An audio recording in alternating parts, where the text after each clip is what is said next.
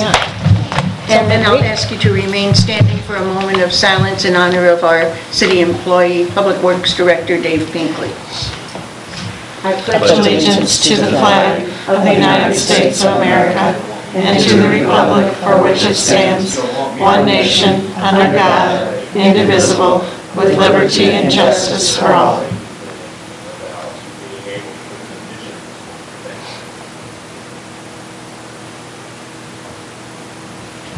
Thank you all very much.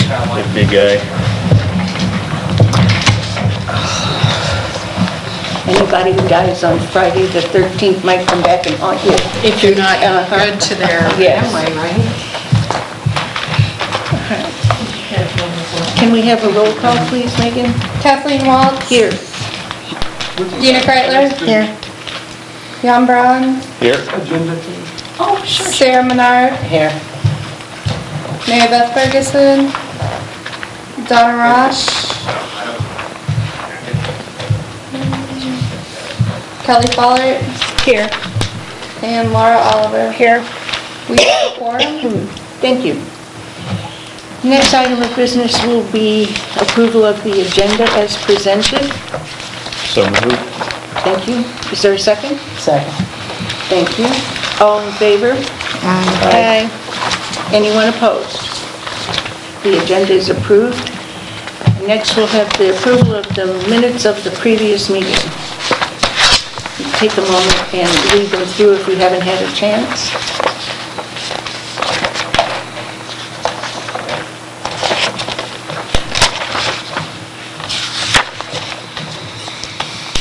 Make a motion to approve the minutes. Thank you. Is there a second? Second.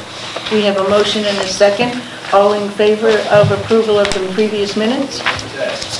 Aye. Anyone opposed? Thank you. I believe we are all citizens. Do any of us need to be heard? That's our next item. Well, here comes a citizen now. I relinquished my citizenship, but Uh-oh. job. No longer have the right to continue. Sorry. There being no citizens to address this board, Sandra, will you go ahead with your report? Sure.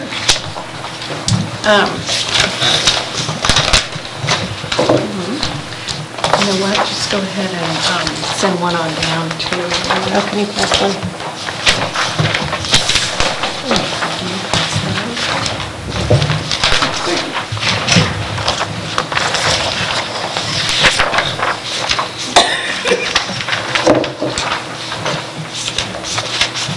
I'll put it up this time. And mine?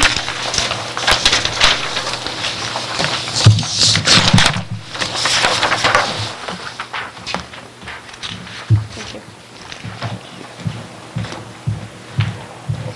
Did you? Oh, hold on. I thought I sent an extra one out.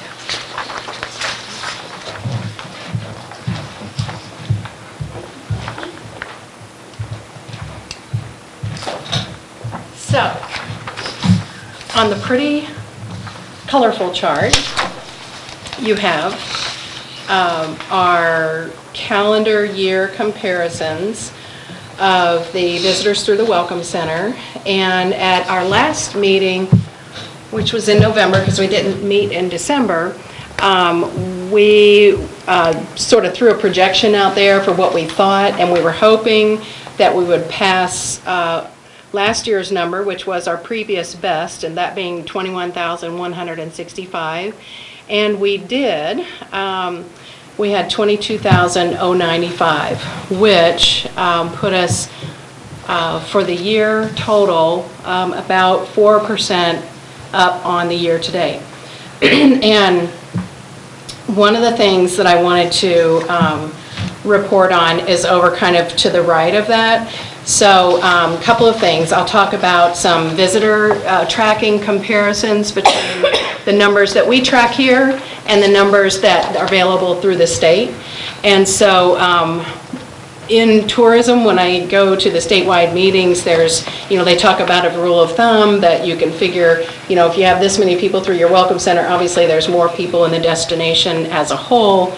And so I was looking for data from the state, and of course, they have the 17 SIC codes, the standard industrial codes, and I'll just touch on those for a minute. But the other thing that they do is every couple of years, the state does, they pay a research firm to actually take all of the data from across the state and break it down into approximate number of visitors by county. So that would be our total destination management area. And so those figures are on your second paragraph there. So the state of Missouri estimates in FY15, they estimated 82,500 in St. Genevieve County. That's for the total destination.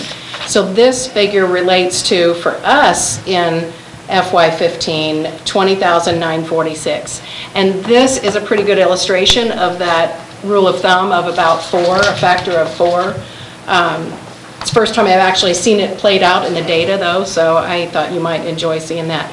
And you see the note there, our figures were adjusted to account because the state's fiscal year is July through June. And so the numbers that you have on here, we think it's easier to show calendar year to compare year over year, and to also look at those peaks and valleys from January through December.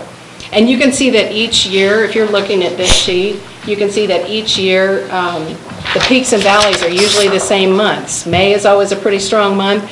June dips down a little bit. August, of course, is always a very strong month.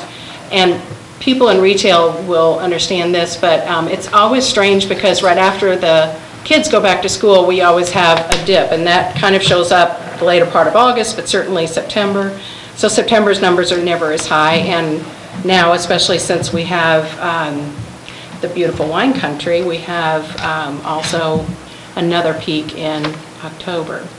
So the most recent month being December, we had just shy of 800 people that we tracked through the Welcome Center.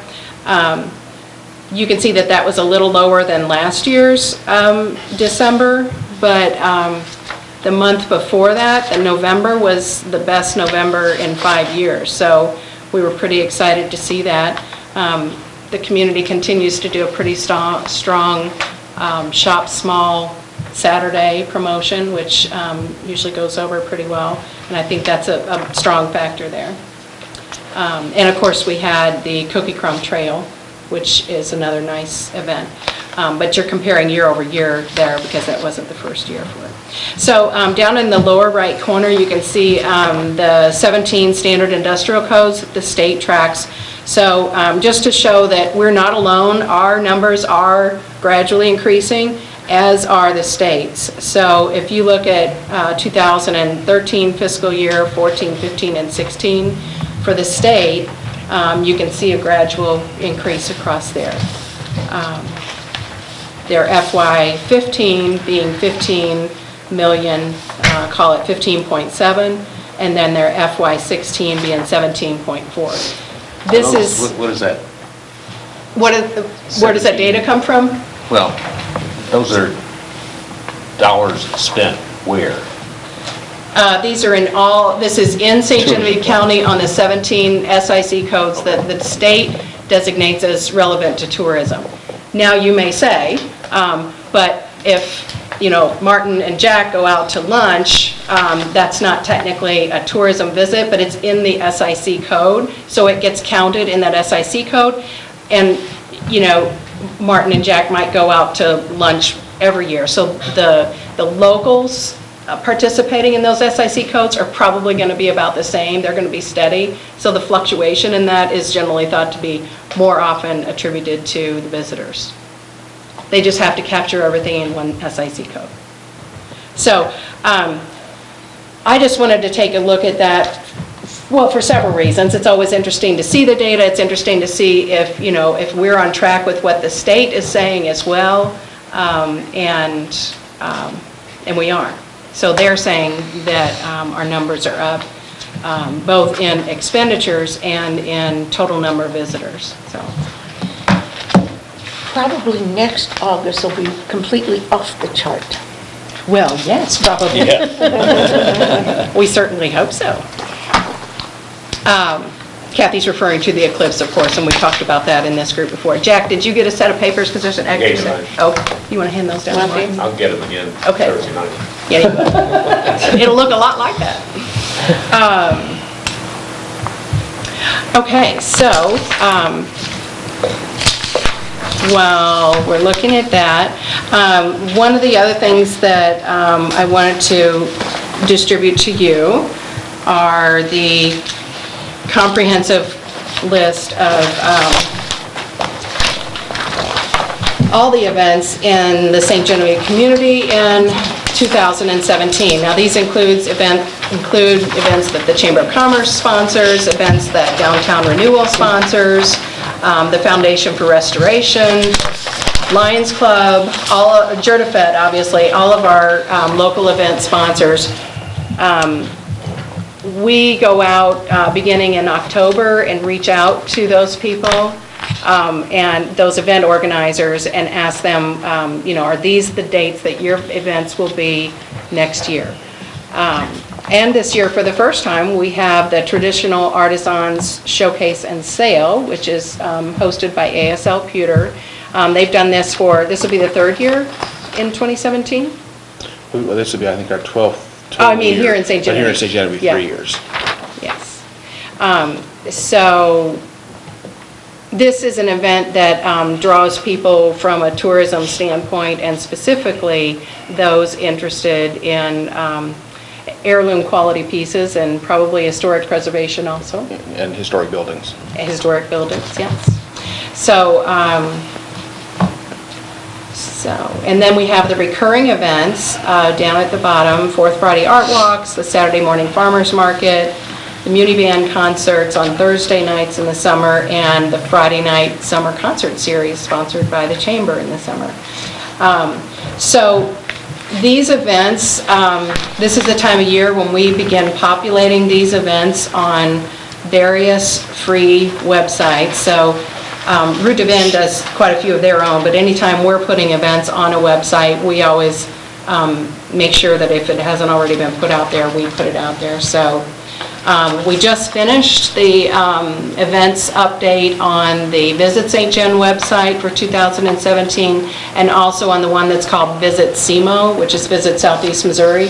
This is the Rural Heritage Association that is basically from Jefferson County all the way down to the Boot Hill. All the tourism-related organizations participate together. Let me just add to that. Jack, you and Jan, maybe you too, Sarah, will remember that Fran Bollinger, God rest her soul, was really active in that organization for 20 years. Yeah. And really helped to keep it together, so you kind of picked up the flag, it sounds like. Great. Yeah. They were excited. I started, I guess I went to my first meeting with them about a year and a half ago, and they were so excited to see the tourism director from St. Genevieve County there, because apparently we had not been there in a while. And I've hosted their meeting. They have a regional meeting. I've hosted it here in St. Genevieve twice, once at the Audubon's restaurant and once at the Cafe Genevieve restaurant. So, the meetings rotate around different areas. They also, for those of you who used to be involved in the Regional Cuisines Project, one with the map and all the farmers markets and that kind of thing, that organization kind of dissolved after their last grant expired, and so the River Heritage, all these R's, association absorbed their membership and their assets. So if anyone remembers that trailer that had the Regional Cuisines logo on the side of it that was parked down at the old Bank of St. Gen building for a long time, that is now part of the River Heritage Association. That's really important, I think. Yes, to keep it going. To keep it going, yes. It was a good venture, but it was a lot of work for a lot of people to going from regional cuisines to Mississippi River Hills, and to have just had it disappear would have really been very sad, I think. I'm really happy to hear they're keeping that going. Well, and so some of the people who used to be involved in the River Hills Association are also on this board for the River Heritage Association that has absorbed the other. And so they sort of took a page out of the book, and they did like an evening event. It was supper in a cotton field down by Sykeston. And so they used all the, the tables and chairs and for the events that Regional Cuisines used to put on, or River Hills.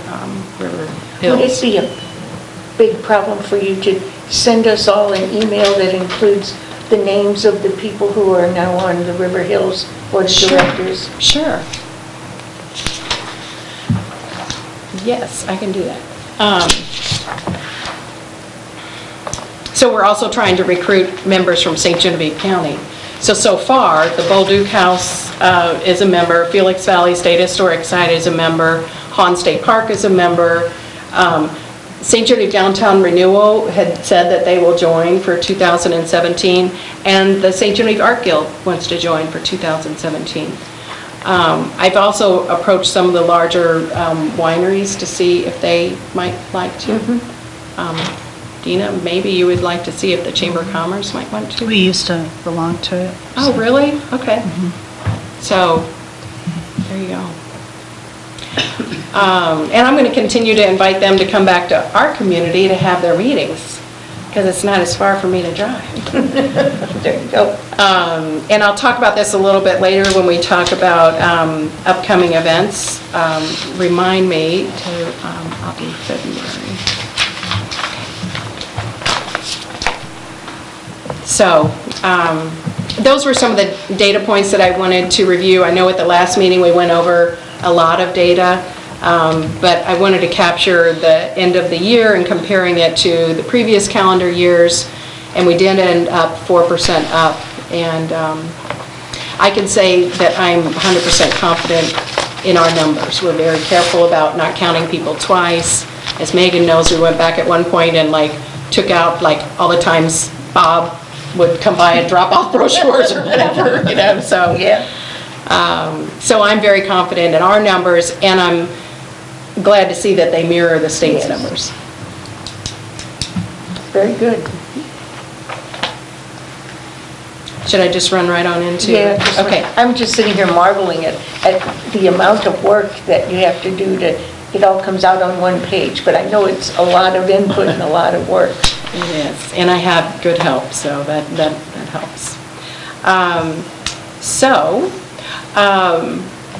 The Missouri Travel Guide. Each of you, Jack might need one of these. Give me that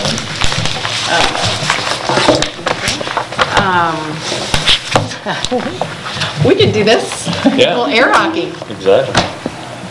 Can get some fun into these TACP. Okay, so this is the 2017 Missouri Official Travel Guide. The Tourism Advisory Council talks about this book every year. So in this book, they have it divided up by regions. So the state puts in a little bit of article content in the beginning, like they did a feature about, the way of genius across the top of the state. They usually do a feature on Route 66. This time they did one on myths and marvels, trivia skills. And then they proceed to break it up by region of the state. We are, of course, Southeast region, and I went ahead and put some tabs in here to draw your attention. So if you look at page 94, this is in the summary where they talk about it should be your first flag. So this is where they start talking about state parks and historic sites, and they did it a little differently this year. Those who've been part of this for a number of years will remember that used to be like a bar down the side in each region, and now they put it all together and it's alphabetical, because you might not know that Cape Girardeau's in the Southeast region, So, of course, we have Hawn State Park and Felix Valley represented here. And on the opposite side, Magnolia Hollow Conservation Area is listed, not as a state park and historic site, but under things to see and do. So, and then the very next page happens to have a very nice picture of the tiger sanctuary on it. I don't know which tiger that is, but I'm sure it's Sparky, I think Yeah. that's Sparky. And then if you look at the next set of tabs, we have the Southeast region is orange, and page 102, 103, and 104 are the highlighted items. It starts with St. James up there with Three Squirrels Winery, and then it's alphabetical. So the first one is ASL Pewter. And I think we have about 25 listings included in our section.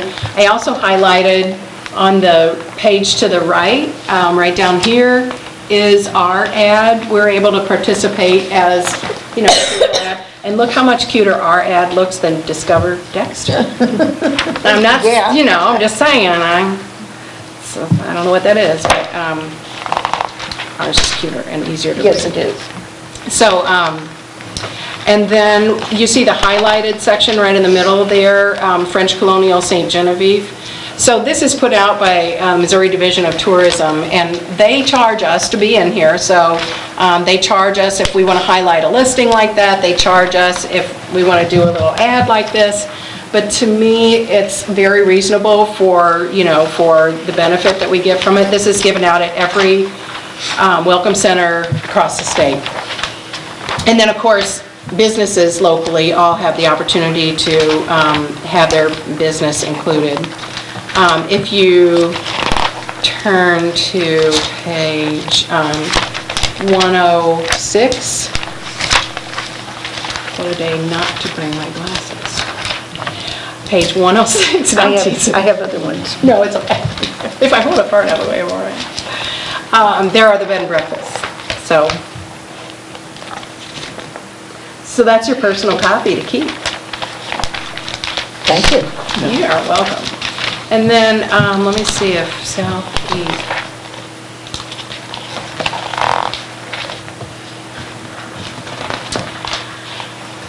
So the other thing that we participate in this regard is in the spring, the state sends out a special insert to all of the newspapers, St. Louis, Kansas City, Chicago, everywhere.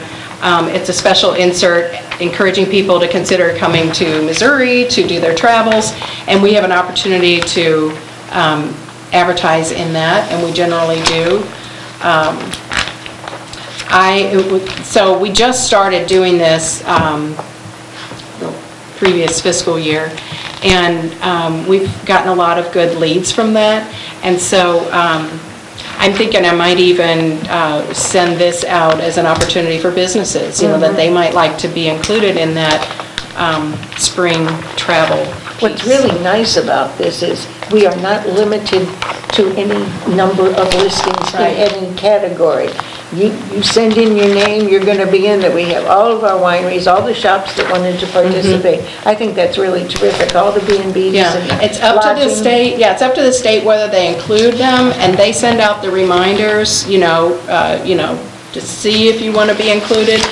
I think there are certain kinds of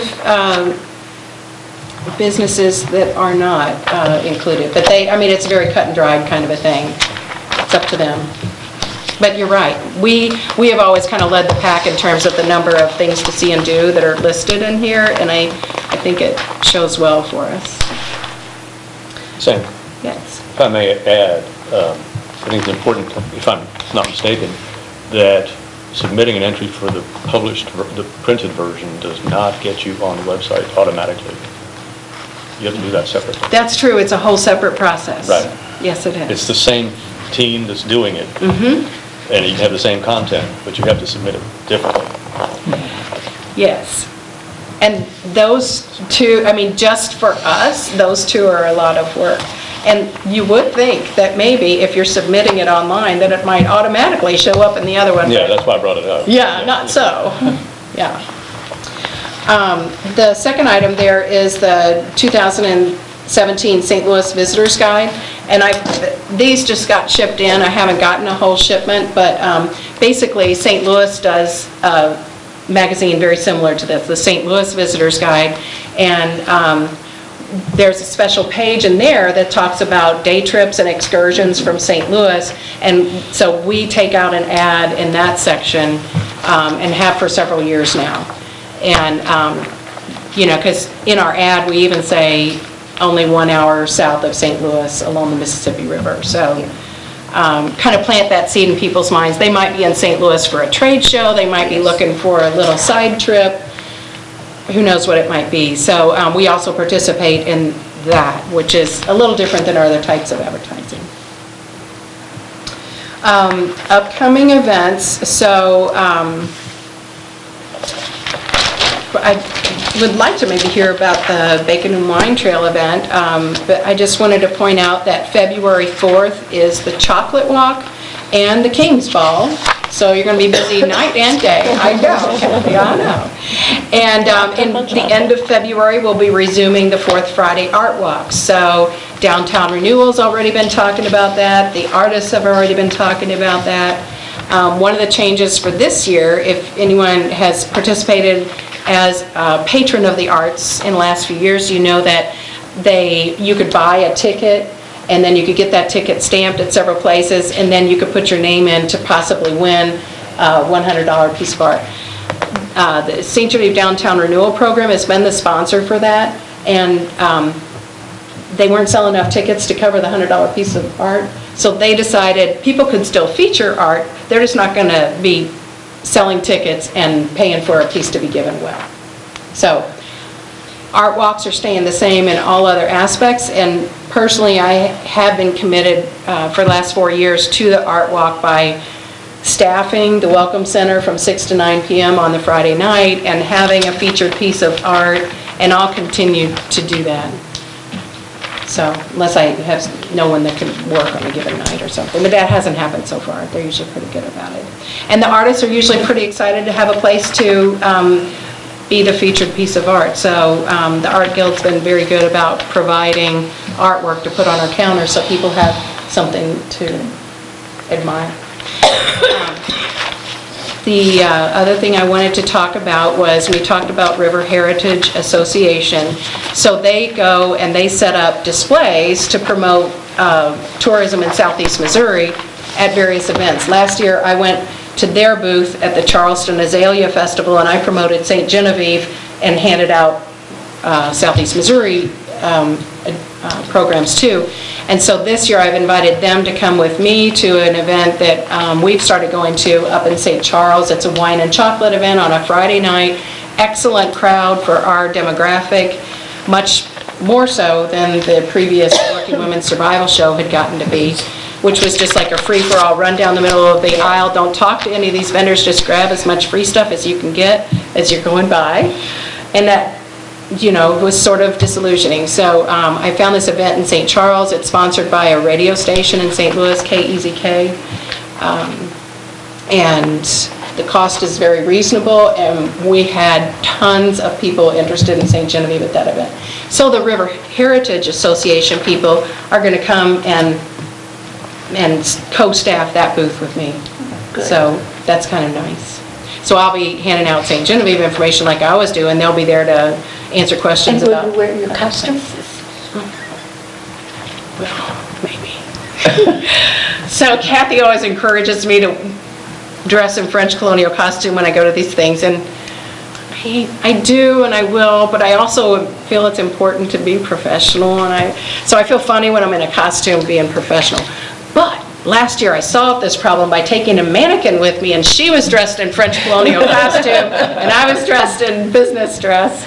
Jack, I know you remember back in the day with the Working Women's Survival Show, and Herb and Norma, Jack and Mickey, the Fergusons, I can't think of all the people, and probably Donna and Bill Charon, everybody'd have their costume and go to the Working Women's Survival Show and try and snag visitors. When it was downtown, I thought it was stronger.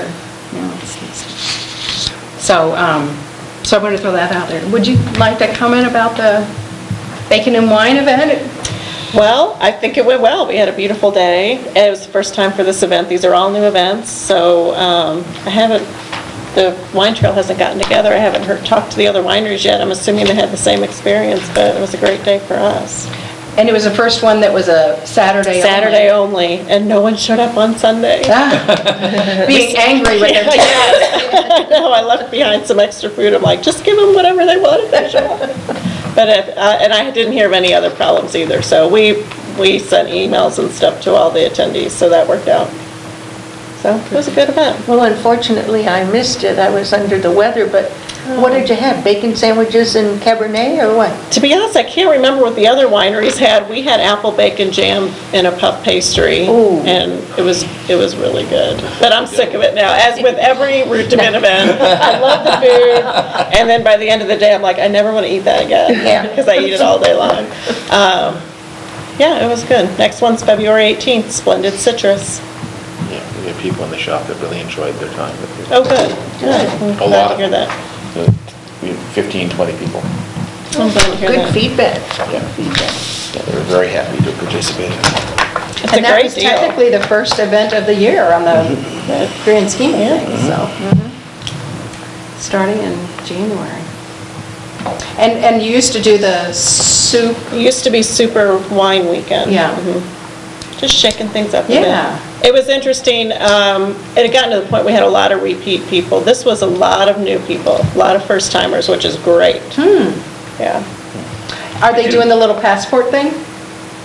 The MVP, yes, they're all very much into that. The state is running, it's called the MVP program, and it's a frequent visitor program, and all Missouri wineries have the opportunity to participate, and you get a little ticket, and you can go online and enter in your code and you earn points for each visit, and then you can buy fun stuff with your points. And they do contests too, because I put together like a St. Genevieve, Yes, you Getaway weekend can, thing. so you can, like, I think if you visit our winery for the first time, you get like 10,000 points, and you can use those points to buy some corkscrews or little tchotchkes. Or you can save up your points and put your name in for drawings to win big big baskets. ticket and- items, yeah.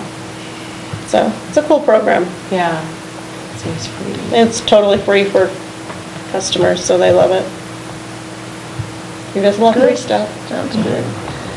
Nice to hear the state is that active with the tourism department. The Wine and Grape Board is a wonderful, wonderful institution. Are they technically an ag? Yes, they're They part are. of the Ag Department. Okay, I thought they were because, Yeah, they're under Ag. yeah. But they come to all the Division of Tourism's, like, educational things for DMO directors. The Wine and Grape program come and tell us about things, like, here's what you need to know, and, They're pretty active.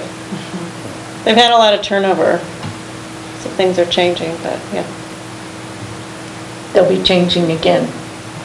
Yes, I'm sure they will, yes. yes. Just hope they would get cut. Right. Let's hope not. No. If they get cut, I it's- hope they give away our gift basket before they cut. Wine business is too much part of the Yeah, that's Missouri what I Ag. think Yeah. too. Yeah. So that reminded me, Kathy, you had asked a question about the trolley, and I had occasion to talk with them. You know, they, of course, just did their ribbon cutting. Dina, was it May? End of May? It was- Maybe early June? I think it was more April, Oh, okay, yeah, or maybe the first part of May. okay. So right at the beginning of the prime tourism season, and they were so pleased about how the year turned out for them, and, you know, they're two young entrepreneurs, and they're looking at, could we possibly afford to have a second trolley? Because it would be really great if there was a trolley that could circulate, you know, in St. Genevieve, and then another one that could go back and forth between the historic district and the wine country, which is, of course, what the primary one does now.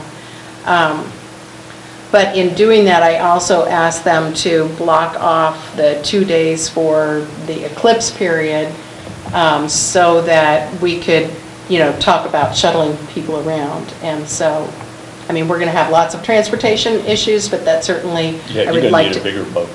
Yeah, yeah. We'll need a bigger bus. So I definitely wanted to engage them as part of that and let them have some additional exposure for it too, so. Yeah, I suggested maybe they could lease something for just that time period. We know they're all licensed and everything, so if they could just do that and not have to buy another cutesy trolley, to get us through the eclipse, maybe they'd make enough money, they could buy one later. Yeah, it's probably true. So they're very open and receptive and want to support and be participative. They're kind of looking at where they ended up on the bottom line, so. Very good. Yeah, But they were profitable. Yes. Or They didn't share. satisfied. Yeah, they didn't share that information with me, but yeah, they were very pleased with how they ended up. And just on that note, you went to another Eclipse meeting recently. Yes. Any updates from that? So they, one of the things that we wanted to do with our event at the community center is to have different stations, information stations and activity stations. And the last one focused on low-cost STEM informational stations, whether it's for adults or students, just information about, how do eclipses happen and why this and why that, and lots of hands-on learning opportunities that you can present. So that was the focus of it. The eclipse expert that we had come here last fall, who kind of, did some consulting for us while she was in town, she is very much engaged with this organization, the Regional Eclipse Task Force. And now everybody's kind of jumping on board, and lots of communities, of course, are planning events. Some of them are like more at the beginning stages of it, like us. Some of them are a little further down the road. But one of the things that was interesting to me was that when Dr. Speck came here, she was talking about her eclipse glasses, and that was kind of the beginning of our dialogue on that. So since then, I've met with the school and the hospital, and the hospital agreed to sponsor, we'll have the St. Genevieve logo on one side and the hospital's logo on the other. They're going to underwrite the cost of the eclipse glasses so that we can then turn around and sell them at wholesale to organizations that might want to use them for fundraisers, or to businesses that want to mark them up Keystone and have those available. So that will allow us to recoup some of the costs, for incidental. That's wonderful, yeah, that's terrific. It is really, really wonderful. So, so that order's been placed. We're supposed to get those sometime in February, and I'm thinking that's probably the time that we'll want to really roll out with, okay, if you want to get some eclipse glasses, you can get, 100 or 500 or whatever the number is, and kind of take it from there. That's what everybody always wants to know about, our glasses and t-shirts. Okay. And how soon can they get them, and when can they get them in their shops, and that kind of thing. So we went to the same original manufacturer as Dr. Speck did with Mizzou, and we got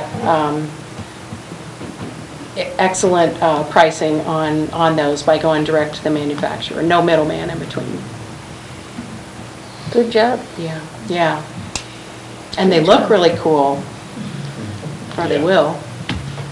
So other than at the community center, are there other events or activities for that day planned, or? So actually, what we've discussed is a 2-day event. So the idea is to have like a music festival event here in the downtown area, like closing off streets, that kind of thing, on Sunday, the day before the eclipse, and then on Monday to have obviously the big viewing event out at the community center, which is actually what she recommended, because it's like wide open, it's high on a hill, you can see forever, there's no trees. And so Dina and I met with Brad Arnold from the community center, and they agreed to hold it there. They're not starting their water park project until after that time period, so all of that open space will be available. Yeah, so if there's anyone who wants to volunteer to be on committees, anything from public safety to transportation to logistics to flyers, there'll be plenty of committees to go around. So one day in the historic district and one day for the viewing out at the community center. And the time of day for the viewing again? It's at like 1:15 in the afternoon. Okay. Yeah. So the possibility for a percentage of those people to spend the night is Oh, there. yes, yes. Not just the night before, but the night after. That's true. Not anymore. What did you say? I said, not anymore. If Right, there were everybody- available campgrounds. Yeah. Yeah. My driveway is still available. Yeah, so that's actually, Sarah's driveway probably Yeah. is. There you go. Mayor Grimminger wants to have like a rolling list of resources and needs and matching those up in terms of, because our local accommodations are sold out. So if I've had local organizations contact me about allowing RVs to park there and so on. So we'll keep that kind of a list What did you mean by there with the RVs? there. You mean at the welcome center, at the community center? Is that what you were talking about? No, so parking lots that could accommodate RVs or, Oh, you weren't talking about anything specifically. no, not, I have had organizations contacting me, I don't want to name specific Yeah, names if yeah. that's what you want, yeah. Now, So what are your thoughts as to where we're going to put it? Let RVs go that are not otherwise set up for RVs? Well, so the idea that when it first came up was to have a list of places that were open to an RV, like what Kathy said, an RV to be able to park there, for a fee, just overnight, and then move on. Or reserve grounds kind of thing. Yes. Yeah, that was one of the thoughts. Yeah. Yeah, so no, we don't have the inventory started. It'll have to be, there'll be a committee for that. Okay. Park board discussed this last night. Oh, good. They were wondering how the park could be used to support the effort. Yes. we're not going to de-emphasize the historic districts in support of the community center, are we, as far as viewing? I think that would be a bad idea. I mean, Well, you'd have to get someplace where there are no trees, so the event that is planned for the downtown district is, really, we're trying to focus on Sunday for that, because, obviously that'll encourage people to come in earlier and be here and so on, and then spend 2 days, so, yeah. I mean, there's nothing to stop them from watching the eclipse anywhere they want to watch it. Yeah, I just intended my point to be, we need to keep the historic district in mind as a venue. I mean, it's just because you have buildings and trees. there's Well, for still- example, if it's just going to go dark, okay? Yeah, Audubon's parking lot isn't surrounded by trees, for example, and you can see straight up, and maybe they'd let people cluster there, not necessarily park RVs, but that's a place. Now, Lions Park, for example, I think might be a little difficult. It's still going to get dark, but you won't be able to see the corona. Right. And that's kind of the whole point in my mind, is Yeah. to not go blind and see the corona. And there are, I think, if we, just start thinking about it a little bit, besides the Jeu de Fête ground down by the creek and possibly the use of Audubon's parking lot. Now, of course, if they're going to be filled up with business, they may not want that. But people can stand or be anywhere they want. People could go to the ferry landing, that's a pretty open Yeah. view. Yeah. a silly thought just came on my mind, and I thought I'd throw it out there so someone can take note of it. Let's cut the power to any photoelectric cells Yes. on the streetlights. That's already being planned. Is it? Yeah. So it wasn't silly. Yeah. Do we have But you any, know, it's when you don't think of things like that, that somebody's like, Do we "Oh." have any type of like brochure or anything being made up about it? Well, we will, as So I soon as this we have really all good the, one. Yeah, this is from Illinois. And it shows the path and basic information about it, but, Is yeah. that available online as well? yeah, actually, I made a few copies if you wanted to take one, but, Didn't we I'll Dr. just I just Scott wanted- leave some brochures like that? Yeah, I'd love to see one. yeah. We got to get our. Well, I think you can, I think you can see a little video, a little cartoon, no, it's not a cartoon, but a little. Animation? Yeah, at the Great American Eclipse. Yeah. Okay. Is where you find it, yeah. What's that can see. website? So we can give it to our guests. I'm not Just look up Great American. Great American Eclipse, like greatamericaneclipse.org. Oh, catchy. It's probably on there, because they're the ones that generated those. So- Herculaneums looks exactly like that. Oh, so Herculaneum has one as well? Yeah, it looks just like that, yeah. Oh, it does, okay. So far. So I was going to say, in addition, we are, if you're familiar with Missouri Life magazine, they're going to run a series of like special sections about the eclipse. The first one is going to start in February. So we just started with like a basic, St. Genevieve's on the center line, here's the website, that kind of thing that will come out in that first issue. And then they'll do those periodically over the next 6 or 8 months, so. Oh, another question I had, like, since you have like this itinerary of, like things going on at the community center and the things downtown, how are we advertising that? How are we putting that word out there? Well, so that would be like something that we would put into a brochure when all those itinerary things are finalized and we know that this is going to start at noon and end at 8 and that kind of thing. So for now, what I was saying is like the first ad that we put out there was just to raise awareness, St. Genevieve on the center line. We're going to need brochures, we'll need, a dedicated Things place on our online. website. Yeah, exactly. Yeah. So with that, we have various committees, but, I've had people, talk to me, because every time, like when we had Dr. Speck come, we said, if you want to participate on a committee, let us know. But maybe the committee should be like an ad hoc special committee. Just, The standing committees for this group currently are, okay, so we have print, web, resources, so it wouldn't fit into any of those committees necessarily. And then we have the ad hoc committee about the Levee Refuge Right. project, kind of an ongoing ad hoc discussion about the National Park Service designation. Were you thinking maybe it could fit under one of those other ones? yeah, but You I'm could put guessing print and not. web together. Pardon me? Put print and web together, That's a thought. just for this Well, purpose. especially since they're both kind of done with their projects right now. And for this particular purpose. Oh, I see what you mean, like the people who are on print, the people who are on web, put them together. For the purpose of For Eclipse. this project. For yeah. Eclipse. Yeah.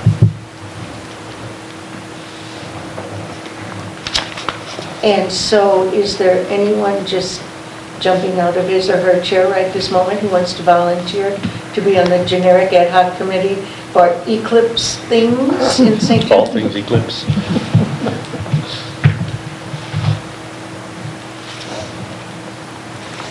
So I don't have a committee list with me, but I know Jan is on that. Kelly's. You're on that, aren't you? The print. Dina's on one of those, maybe on both. I'm on You might be electronic. web, Yeah, web and print maybe? No, not on print. There's only the two of us on print. Pardon? I said there's only the two of us on print. Oh, okay. I think Bob You was. guys are transportation. Ooh, I'd rather be on print.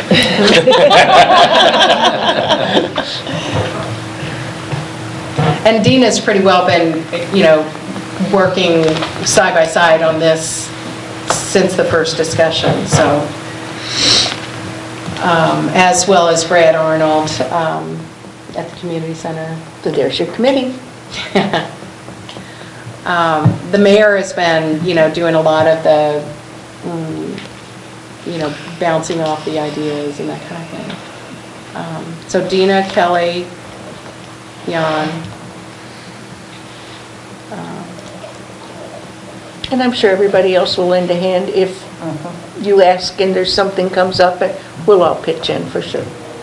Yeah, got to know when, if possible, when the meetings are going Yeah. on for citizen input.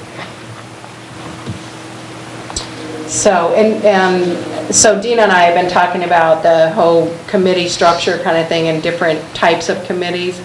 And she suggested the bike across Missouri, was that the right name? Tour of Missouri. Tour of Missouri, bicycle ride. And the way that those committees were set up, because it was, it was a very similar event with logistics and transportation and, promotional pieces and so on. And so we're going to try to kind of model it on that and then ask people, so maybe this could be like sort of the guiding group, and then each of those committees would have representation as well.